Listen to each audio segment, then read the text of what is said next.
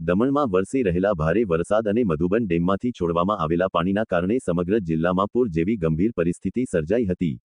23 જુલાઈના અંદાજે 40 ઇંચથી વધુ વરસાદ નોંધાતા અનેક વિસ્તારો જળબંબાકાર બની ગયા હતા। ખાસ કરીને કચ્છી ગામના માંગેલવાડ વિસ્તારમાં અનેક મકાનોમાં પાણી ઘૂસી જતા પરિવારોને ભારે હાલાકીનો સામનો કરવો પડ્યો હતો।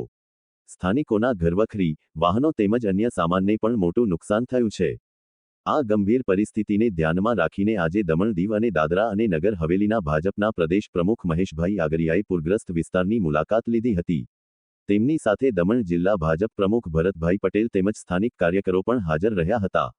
મહેશભાઈ આગરિયા અને ભરતભાઈ પટેલે અસરગ્રસ્ત પરિવારો સાથે રૂબરૂ મુલાકાત કરી તેમની સમસ્યાઓ સાંભળી હતી। સ્થાનિક લોકોએ પોતાના ઘરોમાં થયેલા નુકસાન, પીવાના પાણી, વીજ પુરવઠા અને અન્ય જરૂરી સુવિધાઓ અંગે રજૂઆત કરી હતી।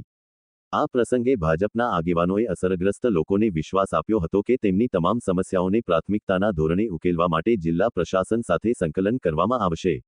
જરૂરિયાતમંદ પરિવારો સુધી તાત્કાલિક રાહત અને સહાય પહોંચે તે માટે પણ પ્રયત્નો કરવામાં આવશે તેવી ખાતરી આપવામાં આવી હતી।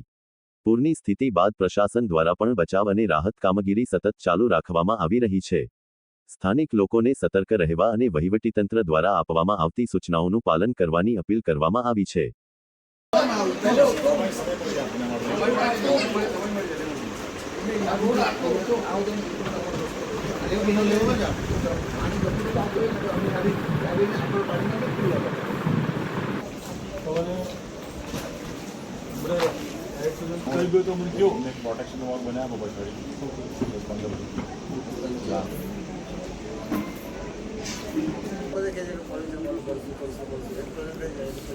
અહીંયા તો પછી આટલું ઊંચું કરવા પડે એવો પરમિશન આપવા પડે।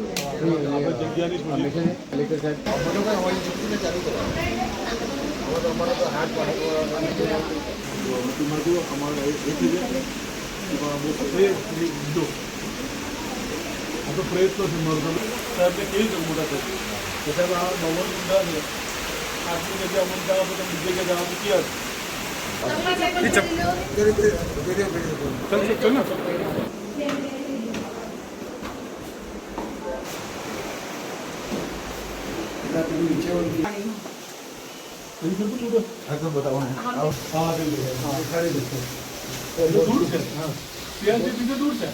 પાણી છે ને એનાથી આવે આ દેખાય હા આ ખાઈમાં પાણી આ બધું બોલ બોલી ગયું ખુલ્લું જ છે પછી આવી જવાનું એ કશું કઈ નહીં હાથે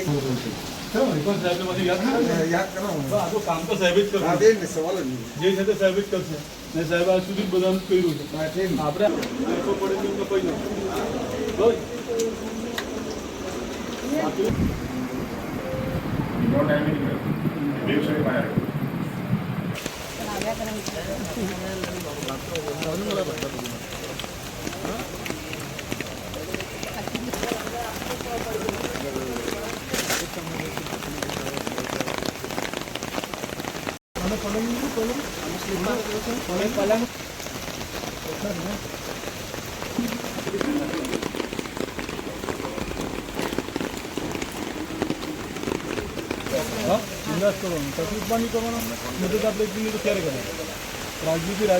આજે અમે કચ્છી ગામના માંગેલવાડ વિસ્તારમાં આવ્યા હતા, જ્યાં 2 દિવસ પહેલાં ખૂબ પાણી રાત્રે ભરાયું હતું। એમની સમીક્ષા માટે જ આવ્યા હતા। નહીં જોયા પછી એવું લાગે છે કે ખૂબ નુકસાન થયું છે। કરીબ 17 ઘર અહીંયા છે, 100થી અધિક પરિવારના લોકો રહે છે। એમની પરિસ્થિતિ આજે જોઈને એવું લાગે છે કે ખૂબ વિકટ પરિસ્થિતિ છે।